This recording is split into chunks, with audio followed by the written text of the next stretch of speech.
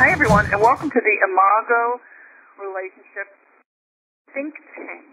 Today is September 9th, 2015, and this is Dr. Tammy Nelson, and I am your moderator for today. And today we have a great guest. Some of you know his work. This is Dr. Scott Miller, and he's the co-founder of the International Center for Clinical Excellence, which is an international consortium for clinicians, researchers, and educators dedicated to promoting excellence in behavioral health. So if you've never seen him, I've seen Dr. Miller talk at the Psychotherapy Networker, where I've spoken for quite a few years, and I remember seeing him way back when talk about solution-focused therapy, and I really appreciated his style and how clear he was in solution-focused brief therapy applications to psychotherapy, and it's helped me a lot in my work, I think. So he works with agencies and organizations, and he's a handful of invited faculty whose work, thinking, and research is featured at prestigious Evolution of Psychotherapy conference, which some of you know, and his humorous and engaging presentation style and his command of the research inspires a lot of people, practitioners, policymakers, and people really, not only in this country but around the world. So he's authored a lot of articles, and he's a co-author of Working with the Problem Drinker, a solution-focused approach, The Miracle Method, a radically new approach to problem drinking. Those are some of his older works. More recently, he wrote the ICCE Feedback Informed Treatment and Training Manual and the forthcoming Reach Using Your Clinical Effectiveness to the New Level. So you may have heard a lot about his work and not even known it. We're going to talk today about pushing your clinical skills and effectiveness to the next level, which I think is his real acumen. He has been tracking the outcomes of thousands of clinicians around the world and identified very specific practices that separate really effective clinicians from average clinicians. And I know you're all thinking, oh no, am I one of those average clinicians? So he's going to talk about how much better are the top performers, how they achieve better outcomes from other people that are equally trained and credentialed. So he's going to talk about how to deliver those better and more consistent outcomes, and also how to stay more motivated, which I think is important for us as couples therapists. You know, we have a very difficult job. As much as we love to do Imago therapy and as much as we love to work with couples, working with couples is one of the most difficult practices. It's kind of a setup for failure in some ways. Couples come in too late. They come in when they're there to drop the other person off on the way out the door. It's a conflict and a power struggle from the moment they walk in. So I think I brought Scott on to really help a lot of us figure out what does it mean to be better at our work, and what does it mean to measure effectiveness, and how do you perform better at your job as a therapist? How do you measure those outcomes? How do you know, even with all the training and the postgraduate certifications that you have, that you're being effective? What works and what doesn't? So I want to welcome you, Scott, and thank you so much for being here. It's my pleasure. Thanks for that very kind introduction. I hope I can live up to that. Well, we'll measure your outcome at the end. That's You'll tell us how to do that. And then give me some feedback. I'd like that. So tell us what you're focused on now, and I mean you're very productive. So tell us what you're focused on and why. What is the love of your work now, and what are you really into? Well, I think ever since I took my first class in psychology, I've really been in love with the field, and in particular with the practice of psychotherapy. Throughout graduate school, I couldn't get enough. I licked envelopes and mailed them out for the local professional organization so that I could attend the CE events for free during school. And despite all of that training, despite graduating and listening and having access to really talented people, I left graduate school feeling like I really didn't know what I was doing with much of the time that I didn't know what I was doing. And it seemed like there was very little information about, at that particular time, what you were supposed to do to be an effective practitioner, or what it actually meant to be an effective practitioner. I'd written some material, ended up at the Brief Family Therapy Center, as you mentioned, with Insoo Berg and Steve DeShazer, very talented people, and I really gained confidence there in what I did. I left and I could spin solution-focused circles around the most challenging couples or clients. Toward the end of my tenure there, the crew had reached out to some researchers and asked them to come in and look at our work and find out if, in fact, we were effective, to follow up with our clients and administer some very simple scales. And they came back, and I'll never forget the day. All of the senior staff are there, the junior staff are there, and the researchers are giving their report. And they said we had good news and bad news. And I thought, oh my. They then asked, which would you like to hear first? The consensus was, let's hear the good news, and the good news was we were effective. Our clients said we were effective. We thought, well, then what could the bad news be? And they said, well, you're not any more effective than anyone else. And this really was a punch in the stomach because we were claiming that we were briefer, which we were not. It took us about the same number of sessions that it takes average therapy clients since the mid-1940s to experience change. And the percentage of people that we helped wasn't any different than any other treatment model. So our claim to fame, our unique identity as a treatment approach was really challenged.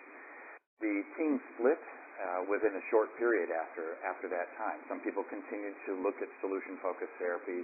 The rest of the group peeled off and began looking for an alternate explanation for why our treatment was no different than others and what we could do to become more effective. That was the quest. We weren't satisfied with our outcomes. We wanted to not only feel confident and know what to do, but actually have it make a difference more often in the lives of our clients.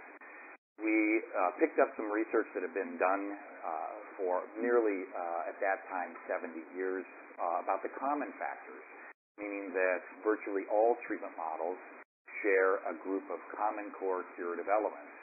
These models operationalize the factors in myriad different ways, and the idea here was that maybe if we were explicit about what those common factors were, that clinicians would be able to improve their effectiveness by recognizing when their treatment didn't work and then borrowing from any treatment model that shared a common factor with them. We wrote a great deal about this, but it turns out that really the whole idea was flawed. We worked for nearly 5 or 6 years on the project. The idea that people would be interested in learning the common factors really didn't pan out. Why would you learn a common factor when all models are already equally effective? Now, that's a fairly controversial idea, and I tell you, 10 years ago, 15 years ago, it was even more controversial. But study after study, despite what people hear and what's said, shows that the models achieve roughly equivalent results across clients and across diagnoses. So, again, the question was, why learn the common factors? What really came out of that failed project was that we needed to measure outcomes. And that was the real arbiter. We needed to find out whether or not a treatment between a clinician and their clients was working for those particular clients. We developed some simple measures based on work that, again, had been done by others in the field, chiefly Mike Lambert, and we began administering those scales. And in doing so, we soon discovered that there were clinicians in the sample, and these were fairly large naturalistic samples, that were consistently better at their craft. I'm not talking about what they did with their clients, but the outcome of what they did. Consistently, their outcomes were between 25 and 50% higher than average therapists. They would have between 25 and 50% lower dropout rates. And what I mean by dropout is the client makes a unilateral decision to stop coming and at the same time hasn't experienced a measurable improvement in the reasons they sought treatment for in the first place. So there was, and we couldn't explain it. We really couldn't explain why these therapists were better than others. We actually, for quite a while, sat and watched videotapes of these therapists. And by the way, I should mention, these therapists weren't workshop circuit riders. They weren't anybody you would know. These were regular clinicians working in their hometowns around the country and around the world that didn't get any special attention despite their outcomes being far superior than average outcomes.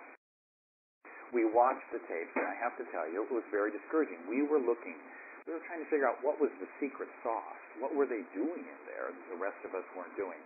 And we couldn't find it. A lot of it looked really disorganized. It was not very elegant, at least the kind of elegance and parsimonious approach I'd become accustomed to as part of a solution-focused perspective. And yet they were more effective. And we remained stuck there for several years until it just so happens I came across an article in a magazine I never read. As soon as I tell you the title of it, it will be obvious why I never read it. It was Fortune magazine.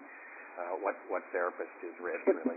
So in this magazine that I read while stuck in a middle seat on a flight back from Europe to the United States, about this Swedish psychologist by the name of Anders Ericsson. Anders Ericsson, it turns out, has been sort of laboring in the vineyard all by himself for the last 30 years, studying excellence and top performance across a variety of domains: sports, music, medicine, computer programming, teaching, etc.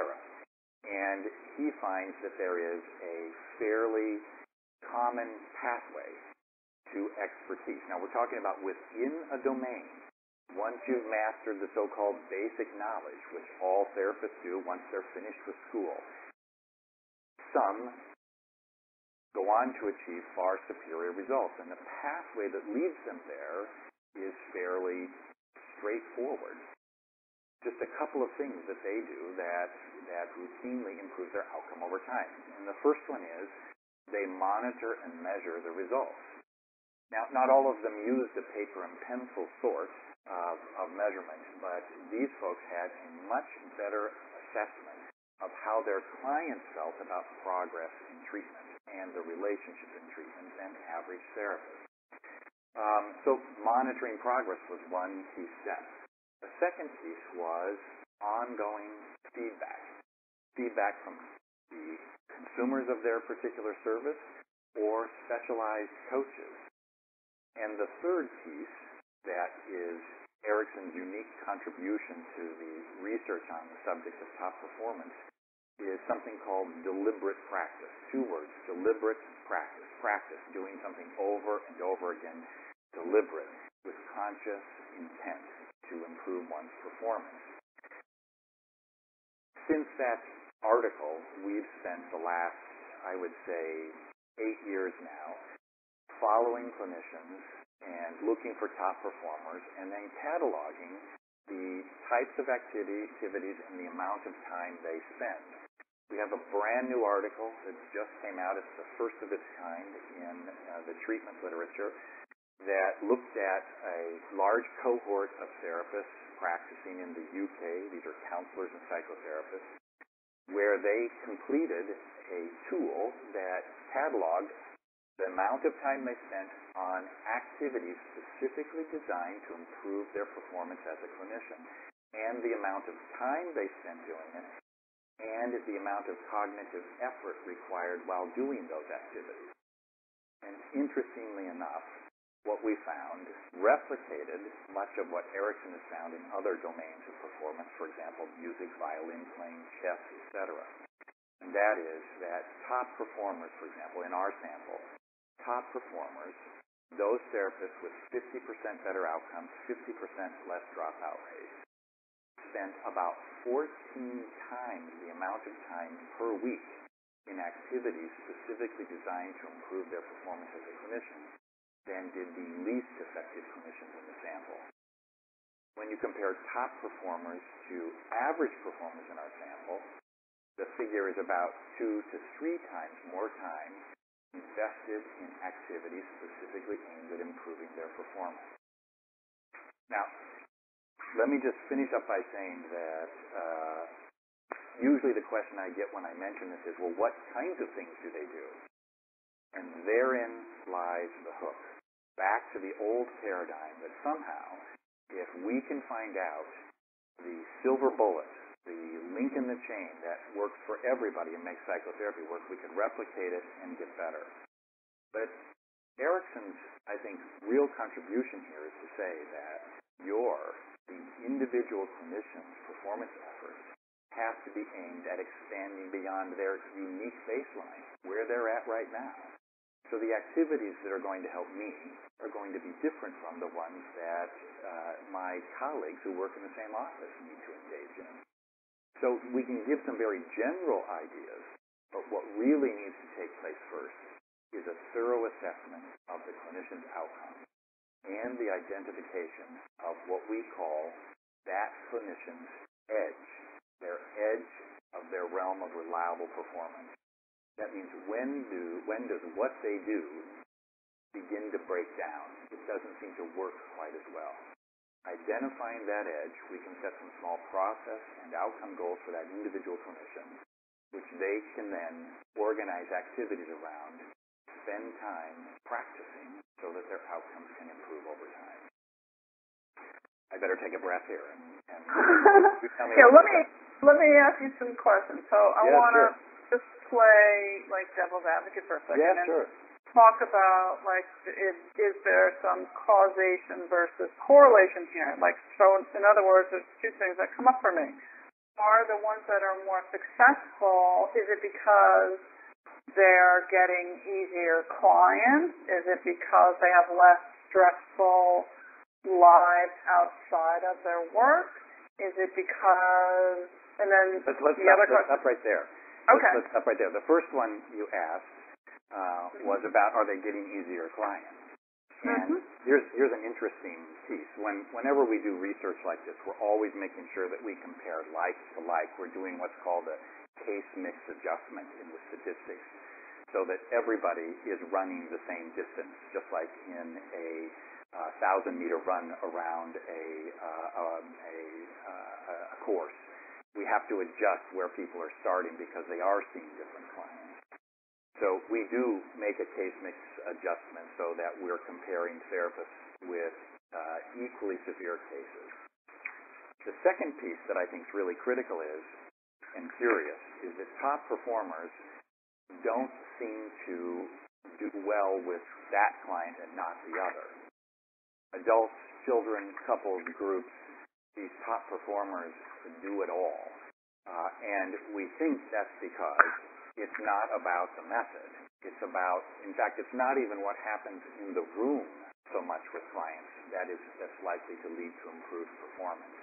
Rather, what separates the best from the rest is what those clinicians do before they meet their clients and after they meet their clients, which, according to Erickson, would be they're engaging in much more deliberate practice. Yeah, so that brings me to... Can I say one more thing? Sorry, I keep interrupting. Yeah, no. Go ahead. I had an article in the not this last issue, but the issue before last of the Psychotherapy Networker, a really readable magazine, and Rich Simon, the editor, had written to us because I'd made an offhand comment at one point in one of our routine telephone conversations that we're noticing that these top performers don't complain about burnout. And so we reviewed the literature on burnout, and what we found was that all of these current very popular ideas about how to avoid burnout as a clinician, for example, going for walks, taking a break, having work-life balance, the research is really pretty bad. I don't mean bad in terms of the quality of the research. I mean bad in terms of the results. In fact, it suggests it doesn't work. It may actually make matters worse. What's curious is that top performers don't burn out like average clinicians. And we think it's because of the way they think about their service. They're not there to do therapy. They're not in love with therapy. They're in love with the outcome. And where they invest their efforts is in improving that outcome. And the article's available on my website and on the Psychotherapy Network or website as well, but it's just sort of tangentially related to what you were saying. Yeah, and I guess that brings me to, kind of relates to my other question, which is, my first question was when you were talking about the people who were 14 times more successful. My first, question was, of course, are they seeing 14 times more patients, less patients, the 2 to 3 times more, successful because they were average practitioners? Are they seeing more or less patients? And I'm sure you are not comparing apples to oranges, and so that makes sense. The thing that is difficult to compare that maybe you're commenting on is we all have the experience of some therapists being just naturally good at what they do, regardless of sort of the book learning, and some therapists, they can do it because they've had a million different courses and they have a ton of degrees and they can learn it from the book. But there's some people that it just seems so natural at it. So there's something you're addressing here that you seem to be touching on that is that's twitching that for me, and I'm not quite sure what it is, and maybe you're starting to address that. Well, a couple of things. If you go back to your first comment about the number of cases, and this is where it starts to get a little scary and dicey. So I'm not recommending what I'm about to talk about as a policy for our field, but I think that someone eventually will notice this, and that is that actually we find that the top performers have much higher so-called productivity levels and return a much greater investment on dollars spent in healthcare. So it doesn't cost any more to see a top-performing therapist than an average therapist, but the outcomes are so much greater. So that's certainly part of it. Secondly, the top performers actually, in many cases, see more clients. They're simply more productive than average clinicians. That's why, in some ways, the burnout literature made no sense to us, that somehow by limiting the number of clients that you would have less burnout. That's not the case. Our theory about burnout is that it results in part, not in total, but in part because we are forced or feel forced to continue to work with people that we're not helping. And this kills the therapist's instrument, continuing to slog away when we're not getting any results. And there's some alternatives that you can do that we've written about when what you're doing isn't working. But deliberate practice is the long-term solution to that particular issue. Now, the second thing you brought up, remind me again. Well, I was talking about being a natural healer versus a book learned person. Yeah. This is it's a very interesting idea, and it strikes right at the heart of Erickson's work about, well, aren't there just talented people? And if we take it out of the realm of psychotherapy for a minute and look at music, for example, if you watch America's Got Talent, you see these young kids that are singing or playing the piano, and it's like, oh my gosh, they must have been born with a divine light or something. They're just amazing. Or Mozart is frequently brought up as an example of somebody who seemed to just be so capable. He must have had a gift, really. And if you look more closely at Mozart's story, for example, he really had no gift. What he had was a father who was a famous music teacher, and he didn't write any original compositions until he was, I think, 20 or 21. By that time, he'd been playing for 17 years. So that's a deliberate practice. It's a huge. It has a huge impact on performance. So in the studies where researchers hold level of performance constant at the outset of measurement, in other words, we make sure that all of the players are equal, the factor that seems to distinguish the best from the rest is the number of hours spent in deliberate practice. And deliberate practice, it's not just that leads to better outcomes, but when you deliberately practice, you set in motion what might be called a virtuous cycle. So you tip the first domino. You practice, which allows you to perform better, which has you more likely to come to the attention of better teachers. which has you practice more and gain more expertise, which has you gives you access to better teachers. And this cycle continues to revolve, and excellence and expertise continues to grow. In our field, the key study that spoke to this is a study by Anderson and Ogles in 2009. And for me, it's one of it's in my top 10 most important research articles published in the last decade. Anderson and Ogles measured clinicians' social skill level, their emotional intelligence, so to speak, and looked at, did that account for why some were better than others? It didn't. Neither did the training or licensure certification, and neither did, and hold on to your seat here, years of experience doing therapy. In other words, number of hours spent in the chair seeing clients. It didn't predict the difference between the best and the rest. So you brought up some great things. That idea of practice reminds me of, the 10,000 hours that it takes to be an expert, right? The Malcolm Gladwell idea. Right. That makes a lot of sense. And then that brings us to this idea of not only does it take, say, 10,000 hours to be an expert in something or to be a genius at something, but also how much does it take to create the opportunity to be successful at something based on perhaps your given situation. In other words, where you went to school leads to the opportunity to meet the right people to get the right job.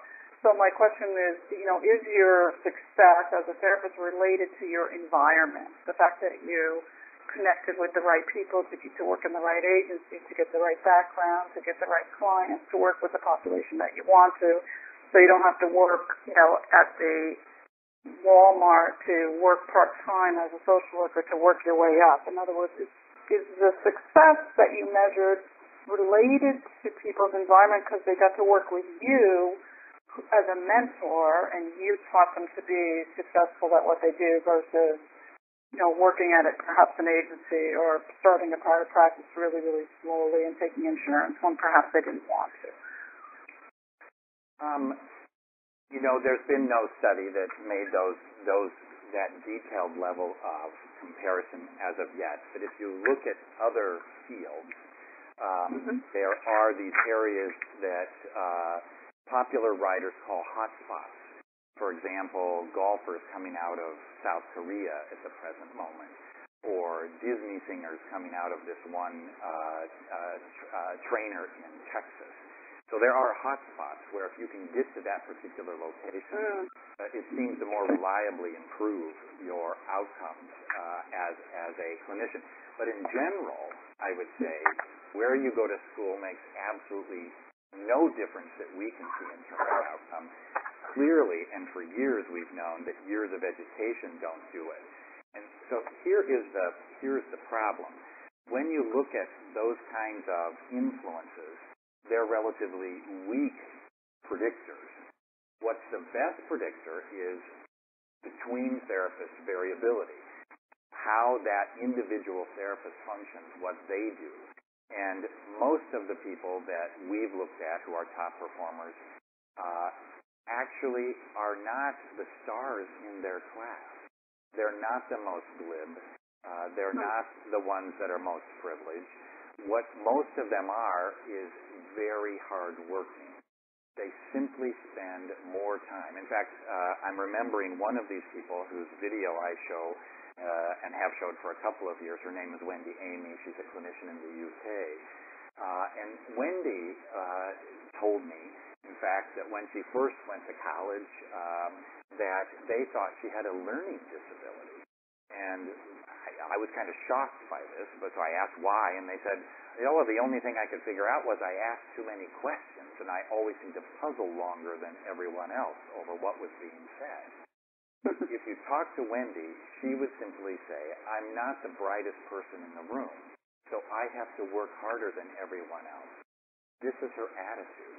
Some people chalk it up to or say, well, Wendy is very humble. She's the first person to say she's no great shakes therapist, but she simply outmuscles everybody.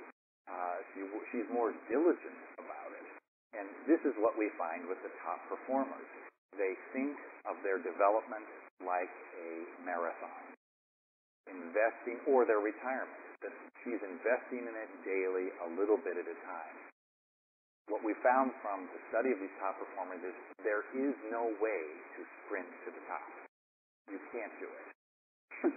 And most training is sprinting.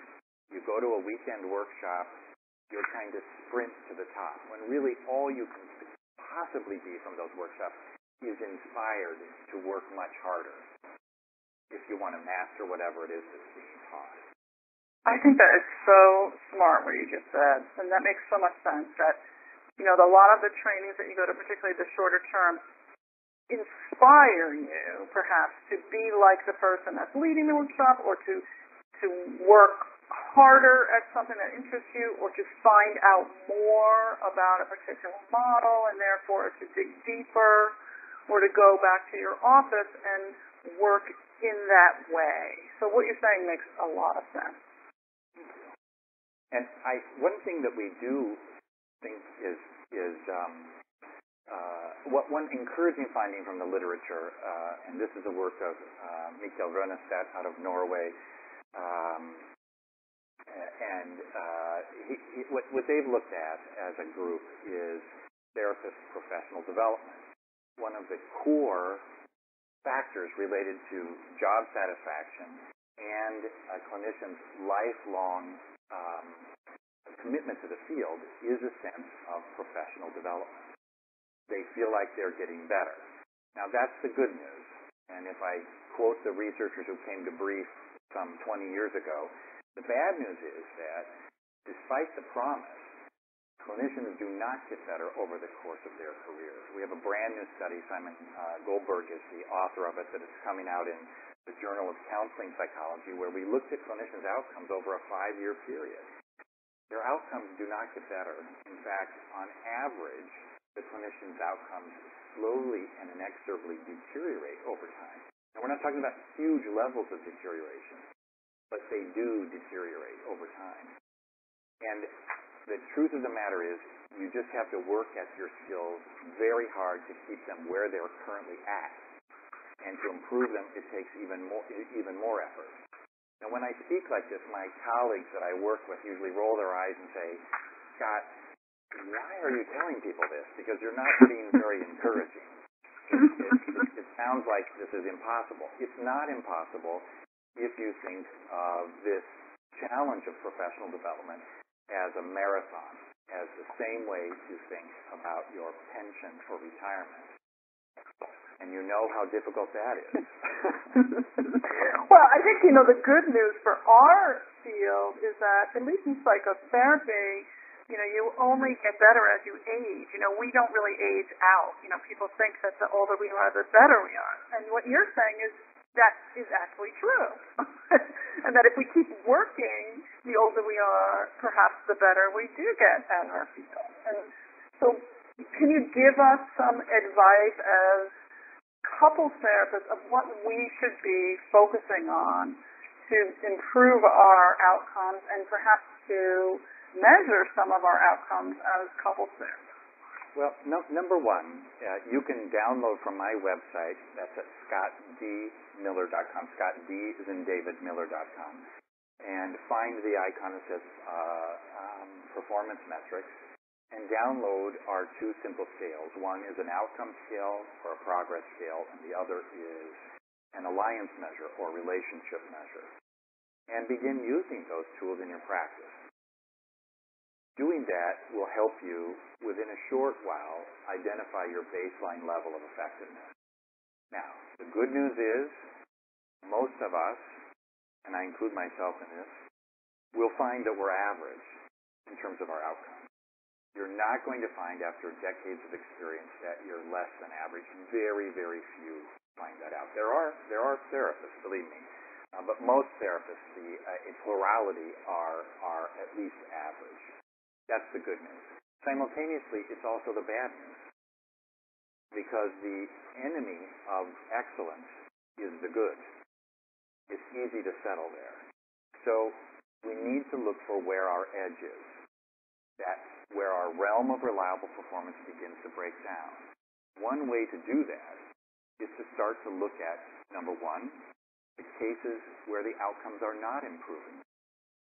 And number two, those cases where you're getting negative feedback about the relationship from the consumer. And let me give you a hint based on research of what we found. When top performers are given negative feedback about their performance from the consumer, their first response, this is key, is surprise and interest. Really? I can't believe I missed it. The first response of average performers is to explain it. Let me tell you why you have negative feedback. It's clear you're mixing me up with your mother. Right. Or you haven't worked very hard, you're unmotivated, you're pre-contemplative, or whatever nonsense we spin so that we can continue doing what we're doing and shift the burden of change to the consumer. So the second piece of that is getting that feedback. So first, monitoring and measuring. Third, getting feedback. If you need a community of people to speak with outside of this fabulous network you've already created, there's the International Center for Clinical Excellence, which is the largest web-based community of clinicians interested in these ideas on the planet. There are thousands and thousands of people. It's absolutely free. There are no commercial ads. There's no come-ons for products. It's a place where clinicians can meet and discuss their clients, their cases, what they need to do to get better. There's also tons of videos about how to use the tools, etc. So it's a support community to provide you feedback. And then the third thing is, once you've identified your edge, your realm, where your realm of reliable performance breaks down, and let me give a little more concrete description of what that means. Most of us, if you've been in the field for very long, your work shifts from this painful, overly conscious application of our knowledge to the client to simply recognizing in the interaction between our clients a pattern to which we can apply what we already know how to do. This requires us to look for when our usual way of doing business, the patterns we have seen for years, don't seem to fit. And I know clinicians who are out there will know exactly what I'm talking about, where it's not quite right. That's your edge. And at that point, we can begin to set, or you should begin to set some small process and outcome goals. How will you know that what you're doing is more likely to be effective? We have the whole process spelled out. One article you could look at, for example, again, this was one that appeared in a popular source, is in the Psychotherapy Network, or again, it was called, oh my goodness, what was it called? Super Shrinks. It came out in 2007, and in 2011 we had a second article called Path to Mastery.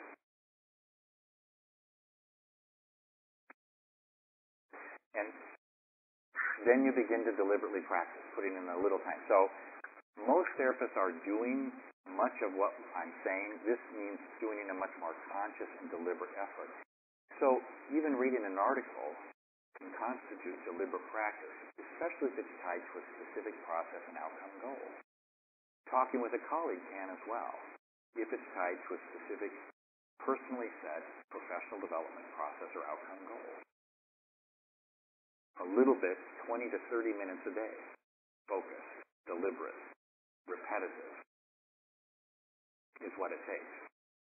And then you've got to be in it for the long haul.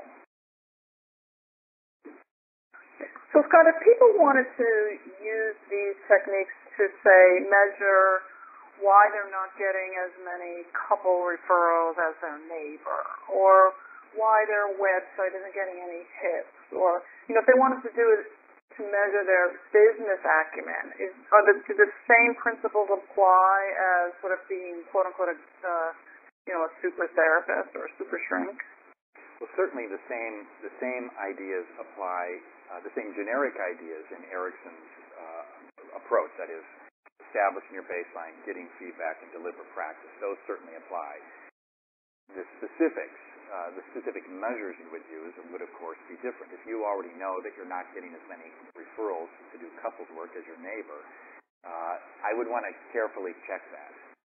Oftentimes, it seems like the grass is greener. Couple therapists know that, right?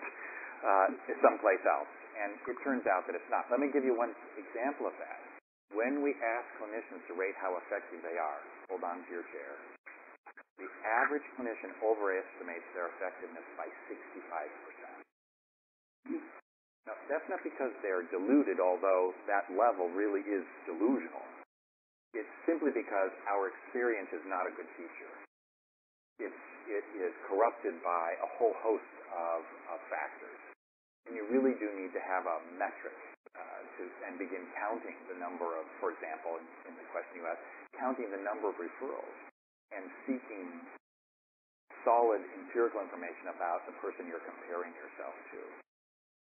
The second piece I would do as a business person would be to get consultation and feedback from somebody whose work you really admire, somebody who can keep you at your edge. This is what we're writing about right now in terms of qualities of good coaches, somebody who keeps you at your edge.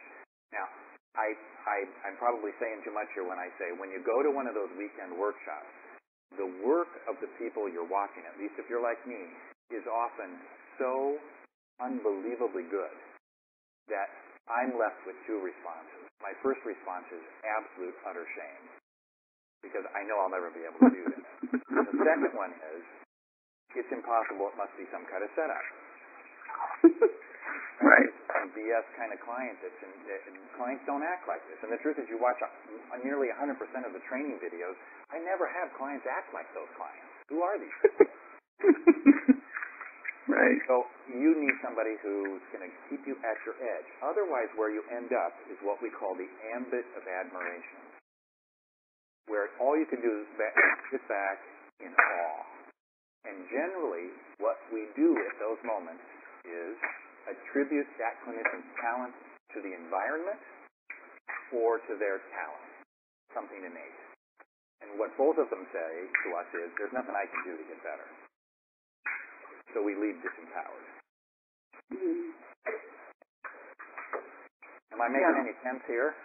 No, that makes total sense. That, particularly I think in a field like Imago, where some people are doing couples workshops, which can be somewhat competitive because there's only so many workshops that, you can go to in a country.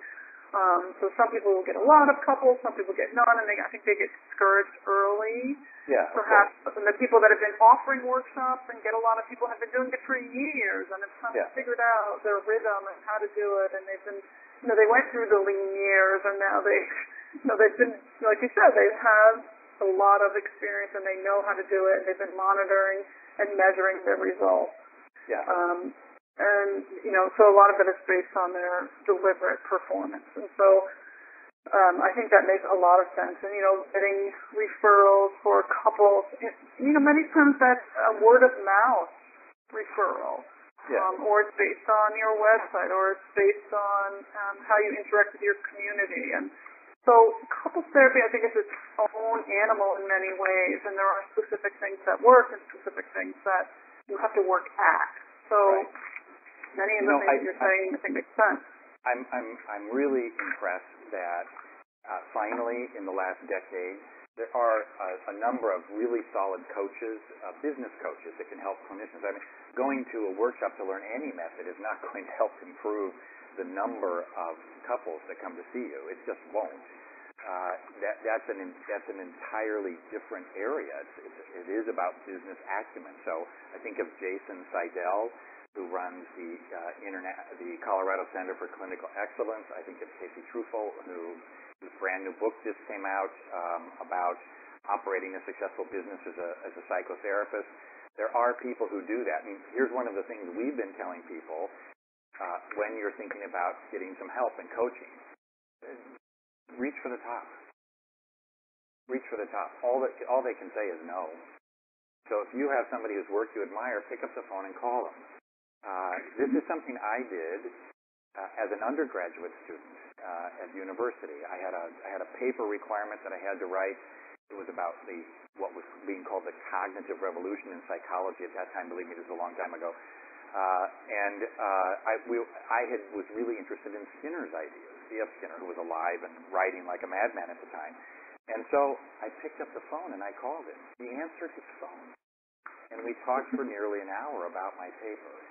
Now, I don't even remember what he said, but I remember the experience of calling the person who really I needed to talk to about it. And so if one of these people stands out to you, I would just pick up the phone and call. Yeah, that's great advice. Scott, is there anything else that you want to tell people before we open it up and see if there's any questions? Don't get discouraged. I think that, and I feel, I am so hopeful about our field, and I think that a switch, a change is taking place that based in many ways because the science is pointing in this direction, that it really is about the person of the clinician, the individual clinician, and supporting and helping them develop over time, which is what clinicians say they want to do. And it's also what's good for their heart, developing over time and becoming more effective. Yeah. Great. Perfect.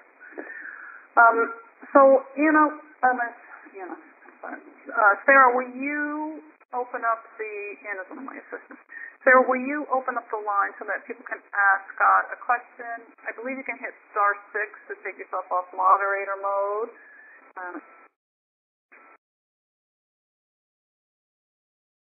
Thank you so much. So if you have a direct question for Scott, you can just say your name and ask him directly. Now would be a good time to get his advice directly.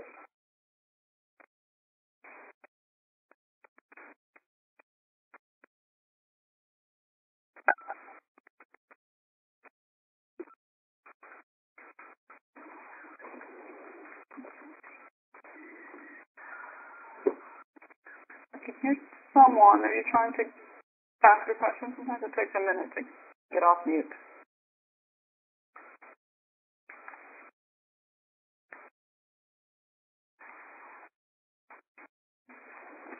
does look like someone's unmuted themselves. Okay. Trying to ask a question. Yeah, sometimes they get stuck. Hit *6 a couple times and just keep saying hello. We'll hear you.